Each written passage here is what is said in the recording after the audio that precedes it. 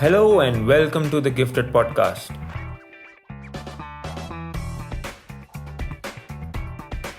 I am your host, Niraj and in the Gifted Podcast, I speak with elite athletes as we try to challenge the misconception that athletes are just some people who are talented or gifted with special abilities at birth. Every week, I am joined by an elite athlete as we try to break down what it truly takes and means to be an athlete. If you're an aspiring athlete or just a casual sports fan, you will definitely enjoy this podcast as I get candid with athletes about their journey, their achievements, moments of heartbreak, and most importantly, moments of hard work and perseverance. So, tune in. In today's episode, I have with me Olympian Goran Nava. Goran is a middle distance runner who represented Serbia at the Beijing Olympics in the 1500-meter track and field event. In our chat today, Goran and I go back to the year 2007, 1 year before the Beijing Olympics, when Goran had been a corporate employee for 2 good years and suddenly decided to pursue his dream of becoming an Olympian. And what crazy chain of events that set off, leading him to qualify for the Olympics by a margin of 0.17 seconds. So, without taking any longer, let's get straight to it. Welcome, Goran, to the Gifted Podcast. We are really happy to have you today. Really excited to know more about your journey. How are you doing? I'm doing great, Niraj. Thanks for inviting me to join the gift. That it's a beautiful opportunity to share with you my story. Right. And how's life treating you in Austria these days? Well, I'm actually, in a beautiful part of the world. As I'm speaking, I'm sitting in Zell am See. Zell am See is located 1 hour away from Salzburg, a beautiful city, the city of Mozart. Everybody knows the beauty of the music that Mozart produced. Maybe less people know the beauty of this place. Beautiful mountains, lakes. It's a great place. Sunny day. It's a great day of September. And really, really excited to go more into the story about who I am in sports and today in business as a person. It's really fantastic to be joining you. Perfect. We share the same excitement. So let's start at the beginning, shall we? I wanted to understand what would be the initial foundation that set you up for a career in athletics. So I wanted to understand, where did you grow up and what were the early influences that you think set you on a path for athletics? Yeah, absolutely. Well, I grew up in the outskirts of Milan, Italy. I was the oldest brother of two. And in a standard family of business executives. My father was a business executive. My mother was taking care of us at home. So a beautiful family, typical beautiful Italian family. And as we were in the States when we were younger. When we were 4, I was a kid. So I grew up always in a very international environment. And very early on, I remember that the first influencers in my life, of course, as everybody, is your direct family, your parents. And by the fact that we were in the States first, then in Italy, you start to understand that you don't live just in a small village or a small city. The world is there. The world is big. So it was immediately like, think big, dream big. What are your dreams, my son? And that is when, of course, as you grow up, you start many different sports. And in Italy, soccer is the Bible. So you have to play soccer. If you don't play soccer, you're not accepted. And that was actually pretty good. I had a very good left hand, beautiful left hand, and you start to play at school with friends. And that was also, in all the other sports, climbing and volleyball and basketball and even swimming. But that's when all of a sudden you start to see that, yes, when I was in a pool, I was swimming as hard as I could, but man, I was not moving. Literally, I was making a lot of water, but there was maybe a 4-year-old girl that was maybe swimming next to me, and that was going double speed, and that was putting my full effort. And also other sports, basketball, you make a shot, you miss it, you make a second shot, you miss it. And then when you make a 10 shots exercise and you miss 9 out of 10, of course you understand maybe that's not my path. And that's when all of a sudden you start to see, well, you are also the one that when everybody was running, I was the one that I kept running. So everybody, I was going to get the ball. I was running. I was very, very fast, and also I guess I had a natural talent as a young kid in this particular sport, in athletics, in running. But I was not member of any type of club. So when it comes to when I was 9.5, that's when I started to be more exposed directly to the athletics. I was invited to run in a cross country race. And to give you a little bit of a hint, my father was talking to me in English at the time, so that nobody in Italy would understand the strategy and the running technique of that very first race. So that's when I showed up in the middle of nowhere. I was considered the American, because imagine everybody speaking Italian and just one kid speaks American. And that's when, wow, I won that first race from not even training. So that's when, thanks to the introduction of my father, my mother, they brought us to different sports. And when I naturally realized that, yes, I can be very good in one sport, in athletics, in running, that's when you start to have an appetite. And I remember as a kid, very vividly, I received a big trophy. And that big trophy was bigger than my face, bigger than me. And that's when you start to think, well, if I do this, I get this reward. So it's a Pavlov type of reinforcement scheme. So I want to continue to do that. And that's exactly what happened. So I started in this particular sport. And that's when also I wanted to make all the other sports, but then I had an accident. I had an accident when I was very young, 10, and I had an accident in a gym where I actually hit the pole during a volleyball. There was a pole, and I broke, of course, part of my teeth, and that was a very, very heavy thing to experience, because you change also your teeth, and you have your adult teeth, and all of a sudden you could not play any more soccer, you could not play any more basketball, you could not even contemplate to do any other sport, and you had to play a very, very safe sport. So that's when, yes, I had to continue just with the one only sport, that was athletics. The other one would have been swimming, but I was, as I said before, I was very slow. So that's when athletics became the one sport where I started to invest time and to build my initial dreams as a child. And like you mentioned that you won your first medal when you were just 10 years old, and you're obviously very talented in running for your age. But you mentioned in our previous call that you studied various different courses in school as well. So Latin, Greek, English, finance, everything. And you're also a very smart student in school. How do you think those years set you up for a career, be it in sports or outside? Because I do know that you're excelling in the business profession as well now. Well, absolutely. You just brought it up. I had to make a choice when I was then 12. What high school do I really want to attend? And that's when I was a good student. I decided to go to attend the Liceo Classico. Liceo Classico is the hardest, by far, the hardest school you can imagine in Italy, which actually just was awarded the best school in Italy last year. And you mentioned the curriculum study is based on Latin, ancient Greek, philosophy, even experimental version of including physics, including chemistry at the very high level. So you could buy the arts of humanity with the sciences of humanity.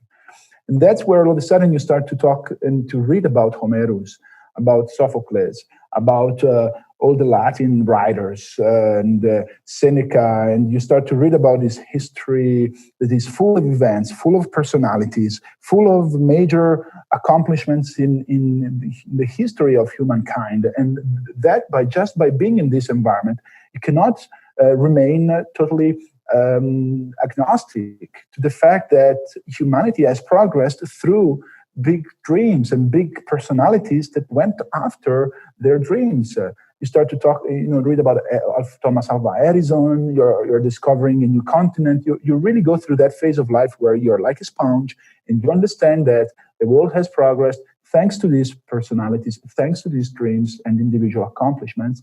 And that's when you also, as a person, start to think, wow, I also want to have that type of life. And yes, it was very demanding. But that is the school, that is the environment that forged my mind more than my body to really understand that anything is possible. And anything is possible if you put your mind to that. And that, of course, you have You have a lot of organizational things you have to be taken care of. I had to go to training at 5 p.m. and come back at 7 p.m. whenever it was rainy, cold, no matter what. So you learn very on that in order to be successful, you also have to be structured. You have to be organized. You have to be methodical in the way you manage your daily tasks. So that started to be, as you're 16, 17, 18, as you can imagine, that's the age when a lot of people want to go out, have a drink. A lot of people want to go out and have a good time with friends. And that's when, I had to remember on Saturday nights, I had to say to my friends, I'm sorry, guys, I have to go home. And when you're 17, believe me, it's very hard to leave all your friends. And if you have maybe romantic stories, also to leave the girl that you really like with all the other guys, and you have to go home because you have these dreams. And the only thing that kept me really focused was the fact that I had really big dreams in my mind. So I would justify that with myself. I would say, yes, I have a reason. I have a reason to go home. I have a reason to really commit to what I'm doing. And I had to make sacrifices with friends, but there was a big reason behind.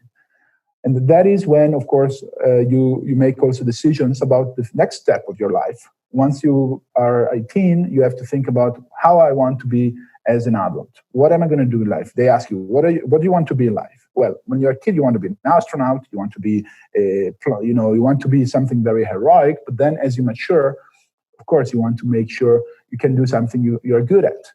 And I understood at the time, yes, athletics could have been for me a way also to continue to get an education and to finance also my education. And that is exactly what I decided to do. When I was 17, all my friends were thinking about, okay, yes, we're going to go finish high school. And I was thinking, yes, that's great. But then I also have to prepare for my university career. And October comes, starts to be foggy, starts to be cold in Milan.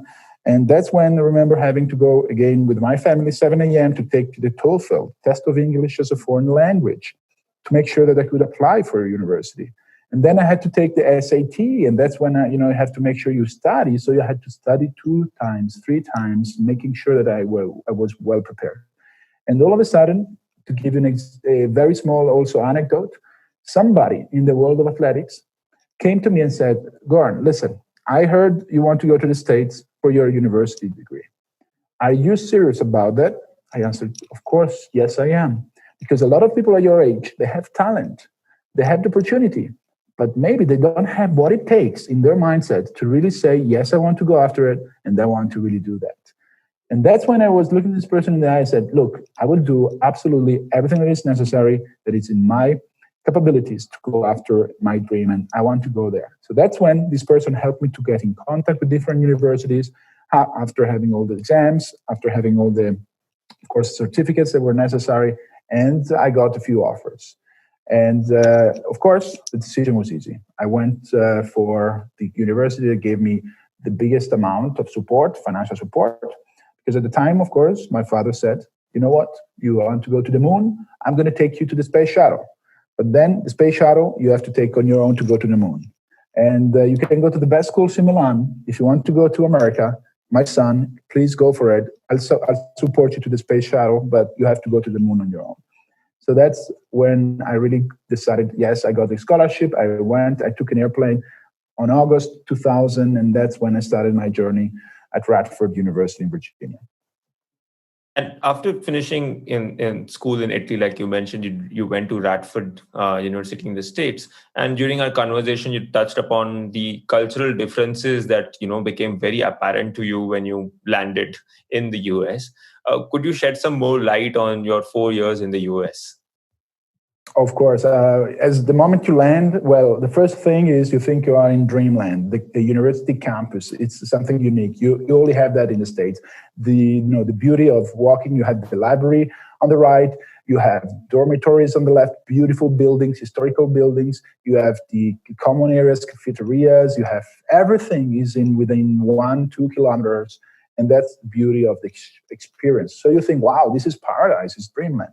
Then first meeting, the first head coach, first lesson was, ladies and gentlemen, I'll tell you one thing that you should remember forever. The second is the first of the losers. And I was thrown out by literally. I fell off my chair because I was like coming from, of course, a high school level where you think in a different way. You are medals, dreams, and here is a very competitive spirit coming in. The eyes of the tiger's eyes, and the go after mentality, the go getter mentality, and that is a very true, very dominant type of mentality that a lot of American schools instill upon the athletes, and they build also a successful career after having this very, very competitive nature and competitive mindset in their process, not just in the competition, but also in the training part of the daily activities at school. So that's, yes, absolutely a difference in terms of the attitude, of the cultural settings. And of course, that was, for me, important because as a person, I grew into at a different level. I grew into being, yes, of course, motivated, but also being able, what I always say, to perform at the moment that counts. It's a science of training. Yes, you can be very good at what you do, but then it comes down to the art of competing. And you know what? That moment when the competition lights up the lights, and that's the moment when you have to really perform. That's the time where you can divide the world into people that get excited about that and they take the best out of that opportunity, and people that are afraid and get overwhelmed and they get discouraged by that type of environment and opportunity. And that mentality had a very big impact for the rest of my, of course, college years. I graduated after the first year. Second year, I was a normal, average athlete. By the time I turned my junior year, my senior year, I actually graduated as the scholar athlete of the university among the top 15 student athletes in the United States. I was All-American academic team for 2 successive years. I was finance outstanding senior. I was dean scholar of the media studies department. I was absolutely on a trajectory of a high-performing athlete, high-performing student. And that is thanks to the mindset approach that I had at the very beginning. And that's exactly what I learned being in a university in the United States. And all of a sudden, that part of my life, as beautiful as it is, I was like a Marine, going from 8 o'clock to midnight every day, having a structured work, continuing to train, to study, to work. And I come, of course, back to Europe. And that's when I all of a sudden fell in love. And that's a new chapter of my life. I fall in love. I decided not to go back to the States. A new dimension in my life comes in. And at the same time, I had to start, of course, my professional career. And that's when at 23, I decided to stop completely my athletic activity. It came all of a sudden from being a high-performing athlete, top 15 in the States, high-performing student, all-American, all the national records, all the school records and the national NCAA competitions, to a sudden stop. I pretty much retired when I was 23. And I was ready to go into what is considered normal life. Why? I was good, but I didn't think I was maybe that good. And also you get involved into the normal circle of life. You get involved into, okay, what you're going to do between 25 and 30, you're going to keep doing for the rest, most likely, of your life. I had people advising, be very careful about your professional choice. You don't want to jeopardize your future professionally. You want to stick to your career. You have a great education. You have a great mind. You don't just want to go after, a dream, a childhood dream of the Olympics. Come on, be real. You're 23. You're not a kid anymore. Just go, be safe, go on a professional career. And I had to really these insights from a lot of people. And that's when I started to work. I stopped running, stopped competing. I was in Milan. I started to work as a business consultant in a strategy consulting firm in Milan. Then they gave me the responsibilities, increasing levels of responsibilities to build their company in Italy and to go after, of course, the growth of the company. And now we are in the time of my life where I always say, I lost that fire. I lost that fire that I always had in me through my childhood, through my high school years, through my career at university. All of a sudden, I really collided. I crashed with reality. And that crash was big. It was big, where it destroyed completely my aspiration as being an athlete. And I started to conform and to go into a normal life, a life that everybody wants, a life that everybody does, a typical professional career development life. And I woke up one day, and I remember that clearly. I was like, this is really, I mean, I looked at myself in the mirror. I looked myself long enough in the mirror, and I said to myself, Goran, I don't see anymore that sparkle in your eye. I talked to myself in the mirror. I said, where is the sparkle in your eye, man? Where is that fire that you always had, waking up every day and going after your dreams and doing things every day because of that dream? So I said, okay, you know what? I really wanted to be an Olympian when I was a kid. I was in the States because of athletics. I was able to really go after my biggest decisions in life thanks to the athletics. There is this one dream that is still unaccomplished, that is in the back of my mind, and I just cannot let it go. And the second idea that came in was, man, you're now 27. It's either now and or never. And it's not the never you tell to your girlfriend that maybe after 3 6 months you think, oh yes, she's going to still be around. You can still say hello. No, it's never, ever, perpetuity, forever in the entire history of humanity. So that idea of ever, forever, not just for but forever perpetuity, that kicked in and said, okay, it's either now or never. And I remember picking up the phone after this talk, after this conversation with myself in front of the mirror, and I called, I remember, my brother, and I said, Boris, I decided that I want to train again for the Olympics. And literally the phone went toot, toot, toot, toot. Really, he just literally left the phone conversation. He was like, I guess you just hit your head. I shared that also with my family. It's the first people, of course, you talk about things, important decision, and the reception was, my son, are you okay? Is everything okay? Are you crazy? You have a professional career. Don't jeopardize your career. So that's, you see, your brother is telling you is not answering, is putting down the phone on you. Your family is telling you you're crazy, you should not jeopardize your career. So where do you go? You talk with your coach. Okay, so I talked also with my, at the time, coach. And here we go. I remember he said, well, I'm not sure if you have the necessary, the technical assets that may be necessary to go to the Olympics, because otherwise you would have already done it.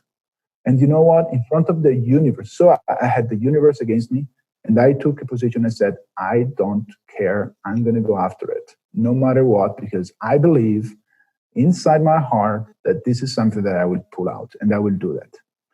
And that's exactly when I put my shorts on. I remember I took the shorts, the shoes, and started to run. And that's all of a sudden when you have a disconnect between your mind and your body. I still thought that the body was the same physical body, athletic body that I had left 3 years before when I actually graduated, and I was at the peak at the time of my athletic career. And then the body all of a sudden after 100 meters the heart was beating very fast. My breathing was very fast. And I was like, man, this is not possible. I'm an athlete. Come on. I was talking with my body. This is not happening.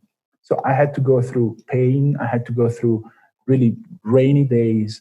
There was cold. There was sun. There was, no matter what the condition, I had to reserve. I was reserving my hotels on booking.com just by looking if there was a park nearby or a track and field stadium nearby so that I could excuse myself during the business day at 5:00. And I had to say I had a conference call with a client in the States. The reason was I was going back to my hotel, and I was putting my shorts on, and I was going for my training in secret. I was ashamed to tell that to the clients. So I was training secretly, and I was doing that every day, even if I was a businessman and I was traveling. Sometimes I would even stop my journey, and I would put my shirts, and I would travel just because I had to do that before nighttime. So you had imagined the hurdles and the absolute the determination that I had at that time to really go after this one dream. And that is 2007. So we're talking about now 1 year before the. So you imagine if you had your brother telling you I want to go to the Olympics 1 year before, you would probably hang up on him. Absolutely. Claiming that you'd be there is one thing, and it sort of is inspiring as well. But I'm sure there would have been treacherous training hours that followed after that. After you made up your mind that you want to be there. And how did the pre-Olympic training phase come along for you, especially considering that you were only a year away from the Olympics? Because in normal circumstances, it's definitely late for an athlete to decide to go to the Olympics, right? Yes, absolutely. So yeah, I would let's say looking at the timeline, the pre-Olympics time would be 1 year and a half before. So January, February 2007. That's when I'd made up my mind, and I was, let's say, thinking about doing more training, investing in myself. And then it came down to, okay, I want to build my physical performance at the highest possible level. So I looked at the list. I was living in Italy at the time. So I looked at the list and I said, who is the best athlete in Italy? If you want to be the best, you have to train with the best. So I put the list down and I said, okay, I'm gonna call, and they were friends of mine, I'm gonna call the number one athlete in Italy. So I want to train and just copy and paste what he's doing. And I picked up the phone and I called him, and he was not available because he was in a training camp with the Italian team. And he was preparing for the World Championships in Osaka in 2007, which were going to be held in July, in August. So, okay, I draw a line on his name and I said, okay, who is the second guy? I got the phone number of the second guy. I called him up and he said, well, it's good to hear from you. Great, but my wife is pregnant. It's not the best time to be now training together. And I said, yes, but are you there? Are you in training camp near Brunic in the north of Italy? He said, yes, but maybe it's not the best time. Okay, don't worry. Put out the phone. I took 3 weeks off from work, vacation, using my vacation time, and I went up there.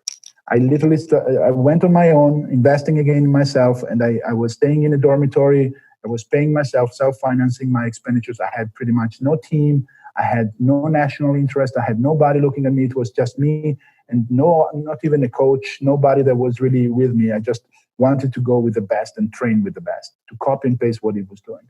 So I was not even allowed to be in the track together. So I was training on a gravel field, soccer field, and one day I remember I was doing some circles on this gravel, and there is a person that comes up and says, "Excuse me, who are you?" And I said, "Well, I'm just here to lose weight." And I said, "It doesn't look to me that you're losing weight. You are looking good. You're running fast." And then he said, "Well, yes, I'm actually just trying to pick up some speed here." "Okay, you go there. And when I whistle, you run." Okay, so that's what I did. I arrived and said, "Okay, how was it?" He said, "You don't make questions. Go back there, and now you run again." And I ran again. The second time I said, "How was it?" He said, "Look, you go there. I look at the time. You just think about running." So I go over there and I go the third time, and he was like, "Okay, so tell me the truth. What are you doing here? Because you are doing very, very good here." I said, "Well, I'm actually, I'm hoping to run for the championships in the Olympics." "Okay, very good. But if you want to tomorrow, you can come up to the track to join our session." He was the coach of the athlete that I called, and he by chance ran into me. And that's when I was invited to join him. And that's kind of when I started to train with them together, just literally putting myself behind this athlete and doing it, copying and pasting, doing exactly what he was doing. And he was the second best athlete in Italy, and that was nobody. I was just officially losing weight. And of course, I was behind, but that was good. And I showed up in a race. I did good in Porto Recanati, nearby Recanati in Italy. And that's when the race where everybody knew that if I were going to do well in that race, that was it. Nothing would have stopped me. And I did relatively well. So I did the time that, just to put in perspective, I did the 3:48 on the 1500, which is 10 seconds higher than the Olympic standard 1 year before. This was in June. And you're thinking, in 1 year, 10 seconds is like what people do in 5 years in their athletic life. So, okay, no matter what, I'm going to do it. I invested again, and I go again. I took another 2 weeks break, and I went to St. Moritz. And here I am in St. Moritz in Switzerland with other friends, and that's when I received a phone call. I received a phone call while I'm in the training camps in St. Moritz that I received officially the Serbian nationality that I asked for when I was a teenager to make my mother happy.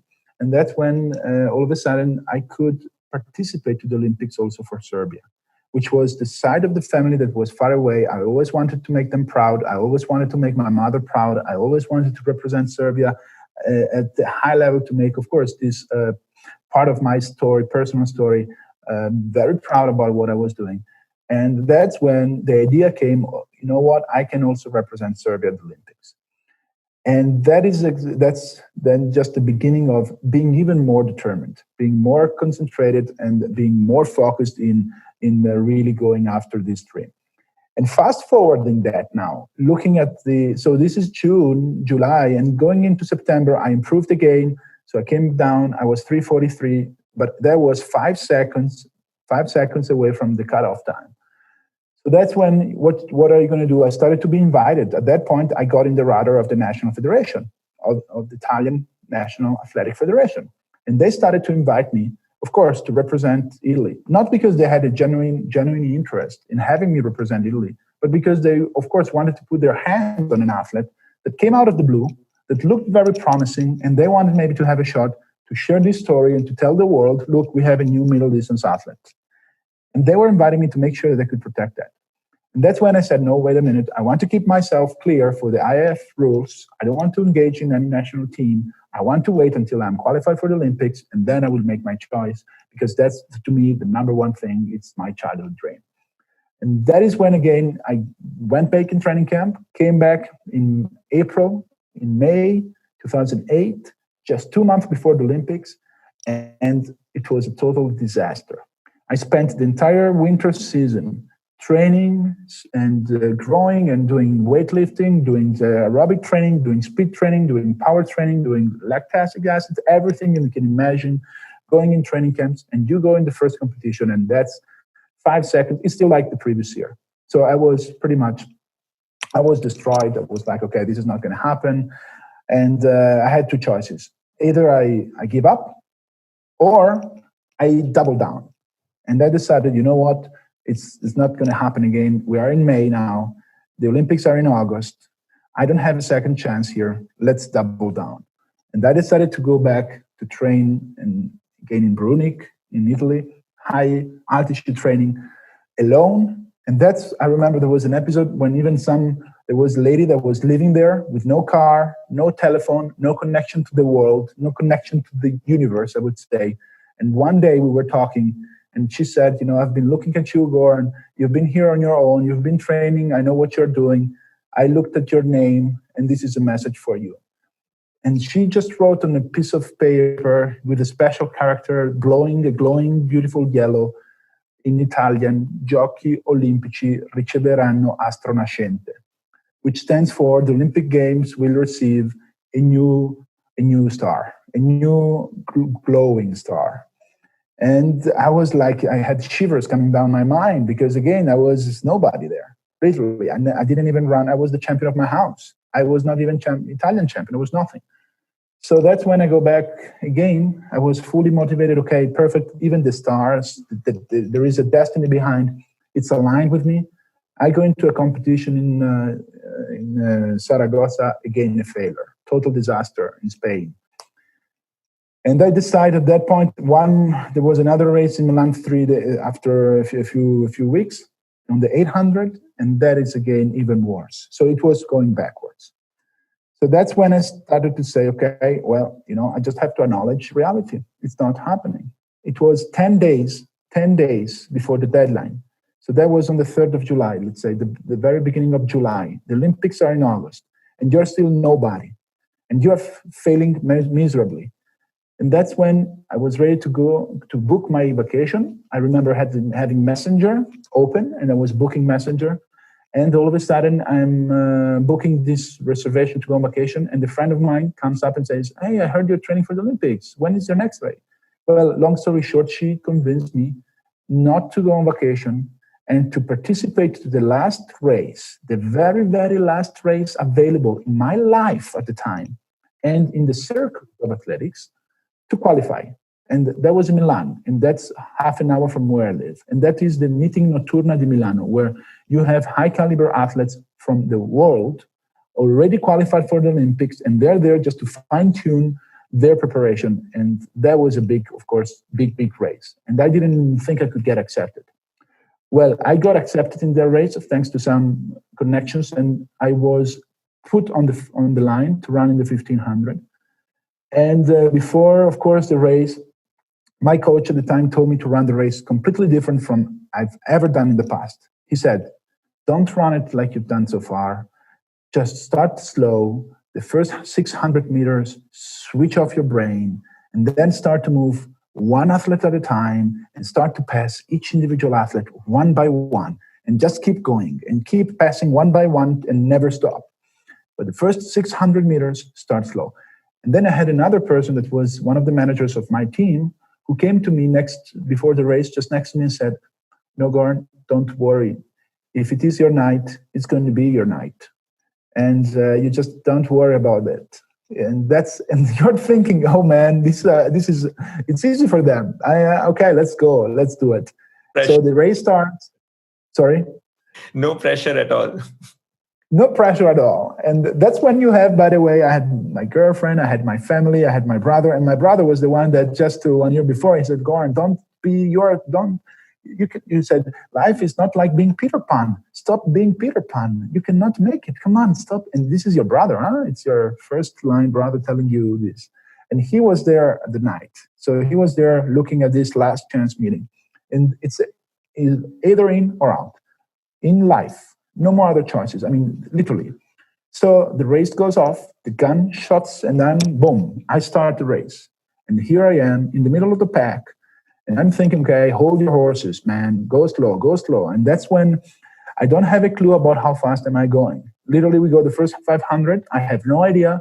I'm thinking I'm going fast. I'm going slow. But in reality, I was going very fast. And I thought I was going slow. So that's when, after 600 meters, I start to pass first person. I pass the second person. I start the third person. And here we go. The bell, the last lap goes off.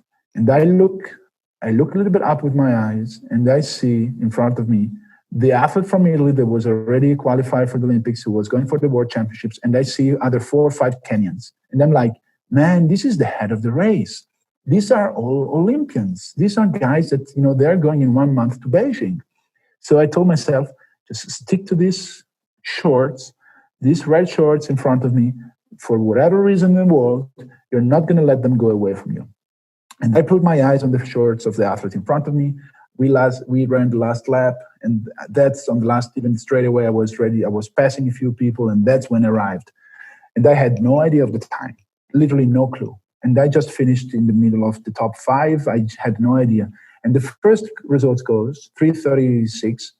The standard at the time was 3:39. And I had to run under 3:39. And then the second goes 3:37, and the third is 3:37 and high. And then goes the athlete in front of me from Italy, who was 3:38. And I thought, okay, I was just there with him. I have to be under 3:39. But the problem, there was a technical problem on the screen, so my result was not coming out. It was there for 1 minute and a half. The results did not come out, and I was standing in the middle of the stadium. And there were other athletes, and the judges were telling me to move. And I said, I'm not going to go anywhere until I see my time here. And then all of a sudden, after 1 minute and a half, almost 2 minutes, the result came out. And that was 3:38.35 by 65 hundredths of a second, which is, this is exactly the time. It's nothing. It's like this amount. I made it for the Olympics.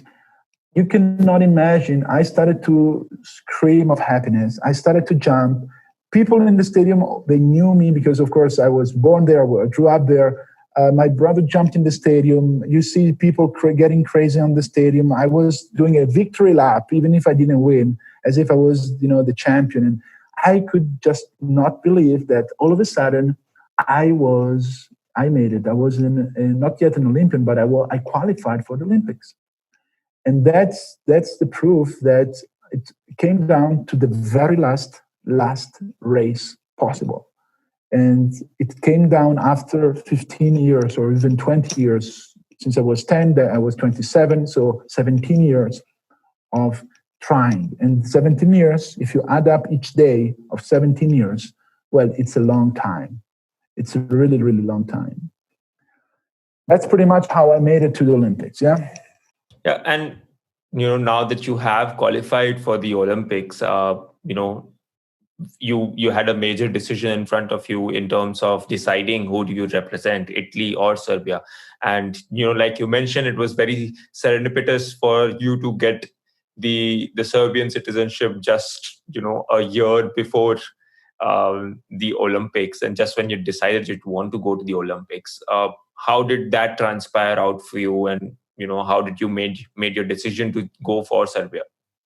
Yes, absolutely. I was actually in a position where I could try one more time to make the A qualifying standard for Italy. My qualified standard was the B standard, which is enough to go to the Olympics, assuming there is no other athlete representing that country that has already an A qualified standard. And that's when, I asked the Italian Federation, because of the fact that I was raised in Italy, if I could run in the Golden Gala at the Diamond League race in Rome just a week afterwards, because of the huge improvement that I did. It was just a matter of 1 second and a half more, 2 seconds more, so that I have that A standard that could allow me to go with any of the countries that I decided, either Italy or Serbia. And that's when the Italian Federation refused to let me even show up at that race, not even giving me the chance to qualify and to make the A standard. And that's pretty much, I remember the head coach of the Italian national team was in a very hard position. He wanted me to race, but then some politicians inside the federation, they did not like the fact that I could choose also to represent my mother's country, which was Serbia. And they were like, no, I want to put a ban. And I remember watching on TV the Golden Gala race, the Diamond League race, and that's when I picked up the phone and I called the Serbian National Federation and said, guys, let's go to Beijing. And that's when I chose to represent Serbia. The Serbian national team and the Olympic team has always been for me like a home, great hearts, great tradition of sports, great recognition of the individual achievements. They actually made 3 questions. Did you qualify? Yes. Do you, of course, have the rights to participate as a Serbian citizenship? Do you have the okay of your team? Yes. And we have one last question for you, which you have to answer. Do you want to go to the Olympics? And I said, yes, of course. Okay, let's do it then. As simple as it is. That is the Serbian mentality. As simple as it is, as transparent as it is, as beautiful as it is. Whether in Italy was more political and you had to be inside in their circles in Rome. And so that's where my choice opened a completely new dimension. It became a new home. I didn't speak Serbian at the time, despite the fact that half of my family is from Serbia. And I had the beautiful opportunity to learn that during even then the next steps, as I will be happy to share during the Olympics, having the coaches coming during lunchtime with me and introducing me and say something in Serbian. And it was so fun, everybody was helping me. And to a certain extent, this choice came completely out of the blue also for Serbia, because here we go on the newspapers. So the newspapers, and before I go into, of course, when I announced that, even the alignment, can you imagine? I retrieved these documents. I was officially granted Serbian nationality citizenship starting on the 3rd of July 2007, which is exactly 1 year before the Olympics. And there is a YAF norm that states in order to be able to represent the country, you have to have at least 1 year of citizenship. And this decision, believe me or not, was not made just a few months before. This decision was made in 2003, where the official Ministry of Interior said that on the 3rd of July 2007, I would be given the official citizenship. That's destiny. You cannot fight destiny. So that's exactly what happened. And that's when the new family of friends, a new family of athletes came together. Great personalities, as you can imagine. The biggest names today, and at the time also, Novak Djokovic is. We were together on the team. Milorad Čavić, which is the challenger of Michael Phelps, who pretty much just lost because of a slight differences in the touching of the pad, of the Omega pad in swimming. The volleyball team, who was world champion, European champion, Olympic champion. The basketball team, that is the only team in Europe, maybe with Lithuania, that can stand up against the US. The NBA US guys come and they are kind of respectful of the national basketball team. And here we go also in athletics. I am coming from nowhere, also in Serbia, and the newspapers are like, we have a 92nd edition, 92nd qualifier of the Olympics, and this is Goran Nava. And the people were like, Goran who? Because Goran is a Serbian name. So they're like, who the hell is this guy? Where is this guy coming from? And that's when I went to Belgrade, and I was dressed up in my professional attire, and I had even to pick up my uniform. I had no uniform, and they took me to the storage area where all the bags and all the uniforms were, and they had to look at my size to see between L or XL. And that's when you show up on the literally on the bus going to the airport, and you look like an alien, because people are looking, who is this guy? Who is this guy? And you're like, hello, everybody. Hi. And you're talking maybe even English in Serbia, or maybe you're trying to mock in Serbian some hello. And they are looking, what the hell? He's coming from where? But then all of a sudden, they want to know more about you. And that's the journey. We are in the airplane. We flew actually from Austria with Austrian Airlines. So it was beautiful, from Belgrade to Vienna, and then from Vienna to Beijing on an Austrian airline flight. And here we go, the Olympic experience began. Yeah. And having made it to the Olympics with just 1 year of dedicated training is a feat in itself. And at the Olympics, you finished 35th. But how was your experience at the Olympics, and what were your feelings about your performance? And more importantly, what is your idea of success, and how would you rate your performance? Absolutely. I mean, this is absolutely one of the most important and most beautiful experiences I have experienced in my life, not just as an athlete, but as an individual. To answer your question, the first thing about the Olympics is to just describe the experience. You are in a beautiful environment, surrounded by athletes that have the same passion, they share the same vision, they share the same goal. So no matter what level you have Michael Jordan, Novak Djokovic next to you, you are all equal.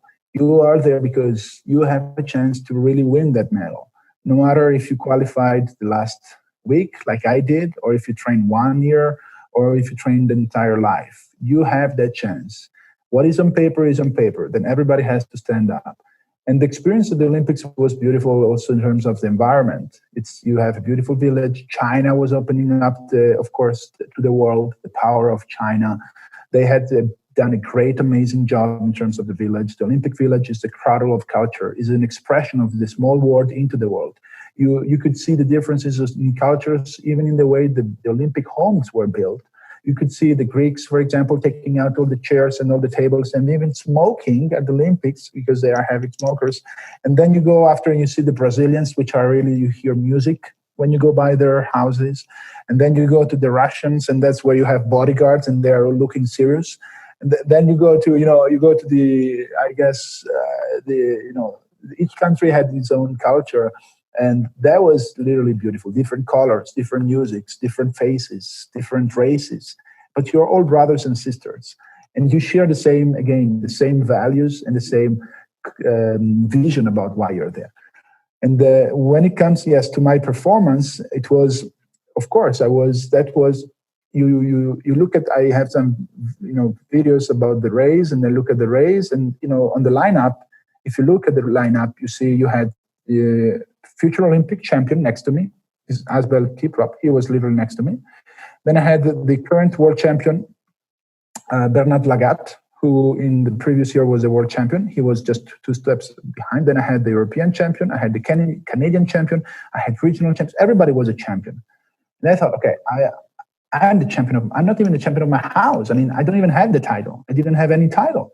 I was just, a businessman that showed up, and I was there, yes, of course, because I had this big dream. With just one year's preparation as well. So yeah, exactly. After stopping and going there, and you're like just showing up, and you're like, you know what, I'm gonna kick your ass. I'm gonna beat you guys, and you have that fierce determination. And that's also, just to put another thing, everybody was almost lined up. My grandmother gave me a letter before the race. She's now 98. At the time she was almost 90. And I remember I brought that letter in the field, and I started to read it. And there was the judge that was asking everybody to line up. And I said to the judge, hold on, I want to finish this letter.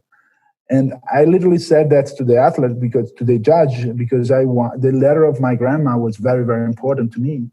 And that's when, okay, great. You bring these personal stories at the Olympics. You just see this in the movies. And that's when I show up, and yes, you are, boom. The gun goes off, and here we are. Everybody literally flies. And where do I find myself? Last. Here I am last. 16 people, 16 athletes, all running in front of me. And 200 meters goes, 300 meters goes. And after 1 minute into the race, the entire race is about 3 minutes and 40 seconds during the qualifier. And that's when, after 1 minute in the race, I'm like, Goran, what are you doing? Do you understand? These are the Olympics. You're not running you're not running just here for, this is the Olympics. It's now, man. It's now. So that's when I saw everybody, and that's when I decided, okay, let's go for it. And I went from being the last of the pack with a wall of people. I started to move, and within 20, 30, 40 meters, step by step, here we go, Goran Nava taking the lead. And I was in front of all these champions. And that's when you see the commentators were like scrambling even to find my name on the starting list, because they were like, oh shit, where is it? Okay, yes, Nava representing Serbia taking the lead. And that is when I have, very, very determined. The night before the race, you cannot imagine how many, I had like thousands of messages on my phone. And that's when even I had national champions, national record holders, even from Italy.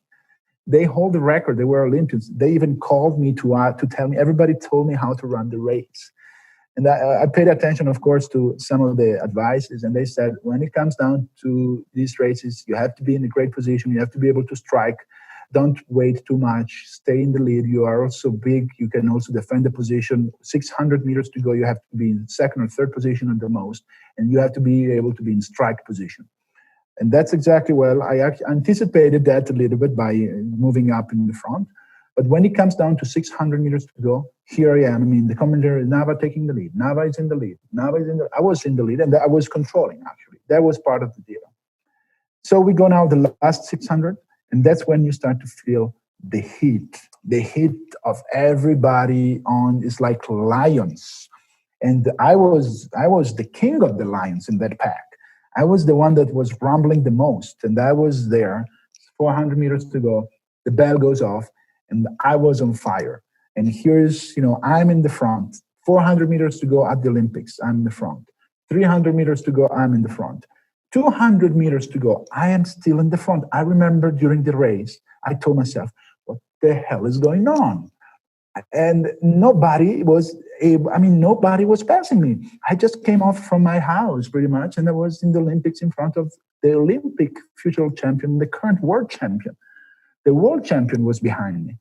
So here we go, 150, the Olympic champion, Asbel Kiprop, starts to pass to be on my side, and I'm holding him. And then 100 meters to go, I was in second position. And that's when the fire goes down, and I'm putting down everything I got. And I see just, a few people with the back of my mind, one, maybe 2, 3, 4 athletes. And then the last 40 meters, last 30 meters, here we go. The current world champion, passed me. the last 30 meters, 30, 40 meters. And I'm like, okay, I arrived and I just made the math and I was six.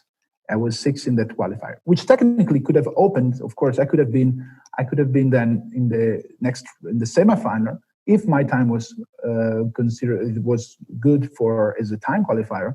However, the next, of course, two quarterfinal races, they knew our time and they ran, of course, faster so that they could go either as a direct automatic qualifier or as a time qualifier. So I was six. I was in front of, like, within a pack of 16. I was in front of a lot of champions that had the PB, personal best, much better than me, than what I had. And that's kind of where at the end of all the quarterfinals, I did not make it the final just for one spot, which is very, very unfortunate. But that's kind of how it goes. And that is my experience at the Olympics. And to answer, to actually to put that in perspective, to answer questions that you have as an individual, is this a success? How does a person measure success? What is even considerable success?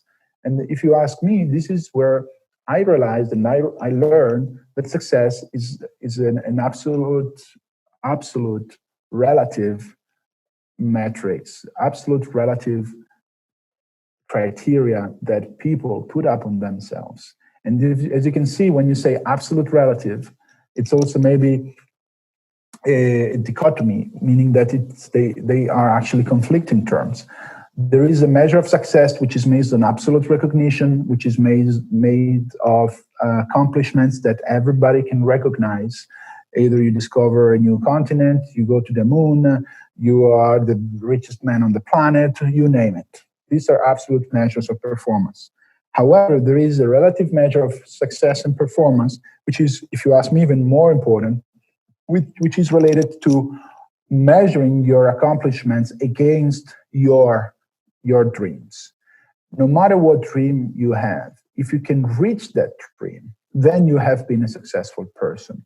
No matter what the planet or what the universe says, the measure of success, the most important measure of success, and it's not given by the end also result. It's not just given by what you actually accomplished, but it's given by the fact that you can go after and you can do what you really wanted, and you have a journey that leads you to a place that you really want. And this is a successful person. To being able to wake up and say, I'm doing something that is really what I want, that is making me happy. This is a successful person. And then, of course, at the end, you may have a final outcome, a result that can be greater or smaller or higher or lower. But the ultimate measure of success is related to being able to embrace a challenge. And I always say you have to have absolutely four things. You have to have, of course, courage to start. Because the day I realized that in the mirror, it took me a hell of a courage to say, I want to give this a chance, because you have to go against a lot of people's opinions. Second is to be, of course, persistent, determined, to go after all the hurdles. If I gave up after the first race, or even after the first time I was in training camp, or even after the second, or after the third, or after the first 5 years of my career, or even after the first 12 years, I would have never made it. So being determined and persistent, that is absolutely key to accomplish and to reach what you really dream. Because you never know when it's going to happen. You really never know. In my case, it happened when I thought it was never going to happen. If it wasn't for destiny, probably, or other people, I would have probably given up. So there is also a component of luck into that. But there has to be, again, an enormous amount of courage to begin and determination to continue. And then on top of that, I always say, of course, you have to have an ambition mindset, an ambitious mindset, but that has to be in the back of your brain. You don't have to brag about this. You have to have it there. You can declare it. You can commit to that, but it's written small in your heart. But then what has to be tattooed on your skin, on your heart, very big, is sacrifice.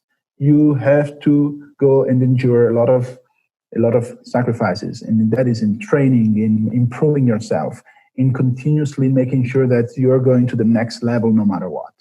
And that's absolutely very, very important to have. So that is where success in my personal life has been measured around. I was able to reach this childhood dream. Did it in the most dramatic way, probably, and the most unexpected way. And that's when, at the end, I could sit down under a baobab, like in the tree, in full balance. And you feel you are fulfilled. You are fulfilled as a person. And that's pretty much then moving me into a new dimension of my life as an athlete, where if I was 27 and I was ready to pretty much retire again and finish if I didn't qualify, I actually ended up starting my athletic professional career at that time. And now, of course, going into as a backlash into what I accomplished later, of course, I've managed in the following years to really bring home some accomplishments that for me are very important. But just to be specific on those, I was able to again be in 2 world championships, outdoor and indoor, in Berlin and in Doha. I was 8 times in the European Championships, 4-time finalist in the European Championships, being the top 7 in Europe, having also national record, becoming a national record holder in Serbia, winning the title of Best Athlete of the Year in 2009, being recognized by the president of Serbia, who comes and congratulates himself directly with me because of the accomplishments and the story that I have. And signing a letter of reference later on in my career, signed by the president of the country to support my studies at the London Business School in London, my executive MBA. Things that I would have never imagined. And making, of course, the team being, again, one of the most decorated athletes in Serbia in middle distance, having new, of course, friends, including high-profile athletes like Nole, like Djokovic, like all the other athletes that people know by just following all sports from Serbia. And that is where, of course, you find an amazing sense of, yes, I've done something that is very significant, and you become a role model. You become a role model where I had now athletes that are behind me, which look at me and they say, Goran, you've not been, that Olympic champion, you've not been that world champion, but you are inspiring me more than anybody else, because you're the living proof that if you want something badly enough, you can actually go and get it and make it happen. And they are inspired by this more than having maybe a naturally talented athlete that makes the Olympics just because it's got talented. Yeah. And, like you mentioned that you won the most successful athlete of the year in 2009 for Serbia. And this is definitely a big achievement, especially considering that, Serbia has also other really talented athletes like Novak Djokovic, who won the bronze medal in the Olympics, and also Nemanja Vidic vying for that award. And, you'd mentioned to me in our previous call that, 2 or 3 years of running, you basically helped Serbia's sports budget being doubled year on year. What sort of it to gain such success in your second stint as an athlete, knowing that, with just one decision made differently, all this would have just stayed a dream? These are the wonders of the universe. It's the butterfly effect.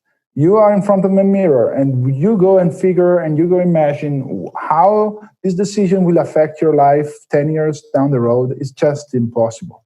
But when you see that happening and you realize that because of these small decisions, yes, you can change destiny of your own life. And in this case, even the destiny of an entire sports nation, where the Ministry of Sports literally showing up on a Sunday and looking at our race at the University Games, where I was silver medal at the University Games in 2010 and 2009. She was emotional. She was crying, literally crying. By the way, I ran 5 races in 6 days, and I literally collapsed on the field. And I won another medal for Serbia in front of the Ministry of Sports. And that's when I went, I was invited to go up the stands. And that's when the Minister of Sports is just hugging you and is literally is crying in front of you. And that's when it comes down to, oh, yes, the athletes, they have the right to follow their dreams. They double up the budget, not just for me, for all the athletes, giving other athletes the opportunity to follow their dreams. The feeling is just amazing. Being the most successful athlete of the year 2009, also something incredibly amazing. You again go from having a dream then to be recognized and to have the responsibility to transfer and to bring also your success to others, to inspire others. And there is no way to know that before. The only thing you can imagine is that, yes, of course, things will play out the way you are working for. Before then, you have to have faith. Of course, they say you have to have faith in the process. You have to always think that if you hit hard enough, long enough, structured enough, the same way that you're supposed to do that, that's going to pay off. And that's once you have that faith, yes, you are in the right path to make great accomplishments. But the only way you can have faith comes down to passion. If you are passionate deep in your heart about something, that's where you can endure all the sacrifices and all the questions and all the falls that inevitably are going to come, as they come with me at my level. They came across the life of any athlete, and they will continue to come across the life of any athlete, and not just in their athletic life, but also in their personal life. But if you are really passionate about what you're doing, you can live through these phases and take the best out of it and become even better and inspire others to follow you by that. That is what really makes me also particularly happy and particularly proud when I have, of course, done something that, big or small as it may be, yes, it made somebody's life different. It made my life different. It made the life of the people around me different, of my family, of my friends. Sometimes they come to me and say, Goran, you're a source of inspiration just because of what you've done. And that is the feeling of, wow, yes, it's possible to do something great, and then also to have a ripple effect on others and to inspire others to do the same. It's a virtuous cycle. It's a beautiful place. Yeah. And having retired once again in 2017 and now working with Atletner for almost 5 years and being their head of sales, what does the future have in store for Goran? Wow, that's then, yes, as you mentioned, business has been always on the side of my athletic life. We saw my life through the eyes of my athletic career, but you have to imagine that starting when I was 24, I started to be a businessman. I started to see in finance the language like metrics. You start to see financial statements and you think this is a world, this is a reality behind which gets done. And that's where you have an entire new dimension coming up now in my life. Of course, having retired now in 2017 after closing at the European Championships in Belgrade, saluting everybody with a nice also news conference, saying goodbye to friends, to families, and the world of sports, and also having the last symbolic race at the European Championships in Belgrade. Now, of course, I'm focusing entirely on my professional growth. I have a strong passion, of course, for business, particularly international business development, sales, and marketing, and having also finance. You probably know that I have been lucky enough to graduate from Bradford as summa cum laude, as one of the most successful students, two majors, finance and media. So I'm putting all this intellectual capital that I had into the world of business and bringing what I say, the language of business, which is finance, but translating that into the beauty of products, services, and people that bring these products and services to the markets. And this is, again, another now dimension, but it's a beautiful dimension. Yes, it's true, I have to say, you don't find the same adrenaline that you may have in sports, because let me tell you, if I ask you, do you prefer to be the one that is shooting the penalty kick at the World Final, the World Soccer Finals, Brazil against Germany, and to shoot that penalty to make the one team win, or do you prefer to sign a 10 million contract? Well, my answer would be I want to be in that final and shoot that penalty kick. All right. Okay, because that's the way, of course, I like to live. It's about emotions, but of course, business is giving, of course, different type of emotions. It's giving, of course, solidity. It's giving stability. It's giving you aspirations about creating value for stakeholders, for your company, for your clients, and to a certain extent, of course, for yourself, because it's economically also the base upon which people can generate value through business. And you can apply that in different areas. I apply that now in the business that I am.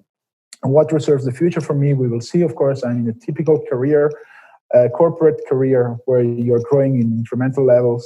You are now responsible for a small team. You have teams on the ground in Europe. They are working in sales and marketing. They are high-performing teams. You can put the same passion, same drive with that business, of course, savviness, which is necessary for the world of business.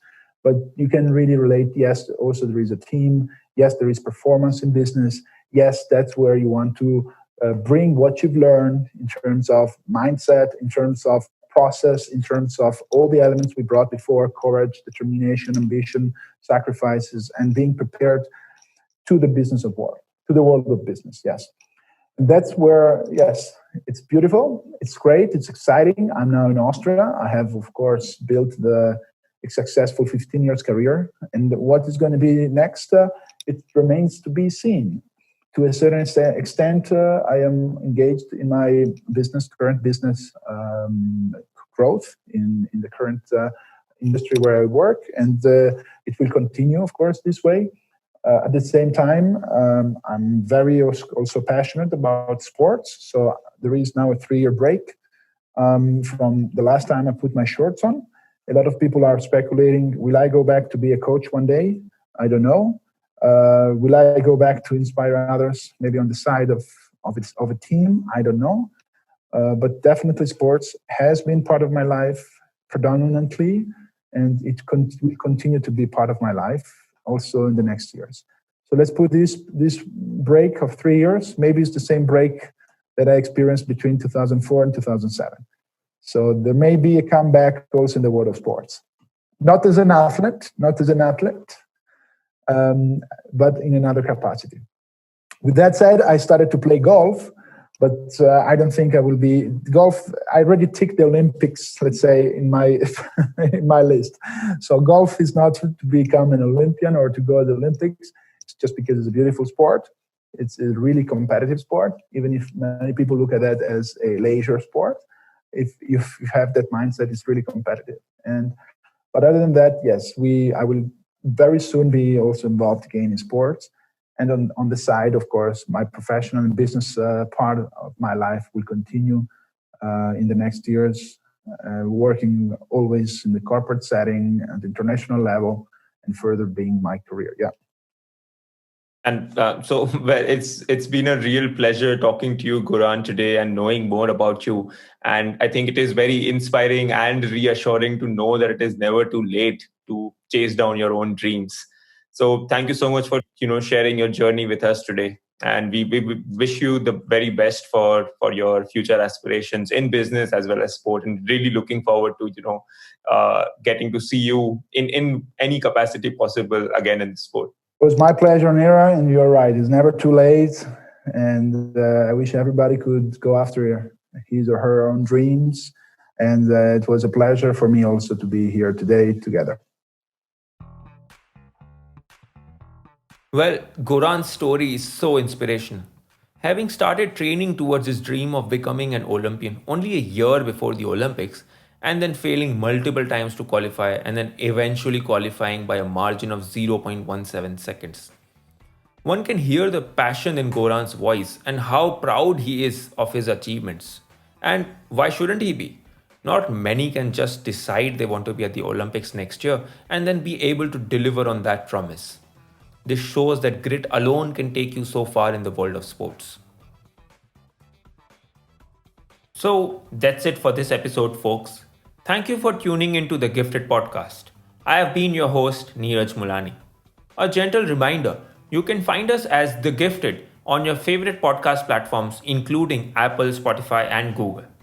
Keep following us on Instagram, Facebook, and YouTube as The Gifted Podcast and on Twitter as The Gifted Pod so you don't miss out on any upcoming episodes. Thank you once again for listening, and I'll see you next week with another special episode.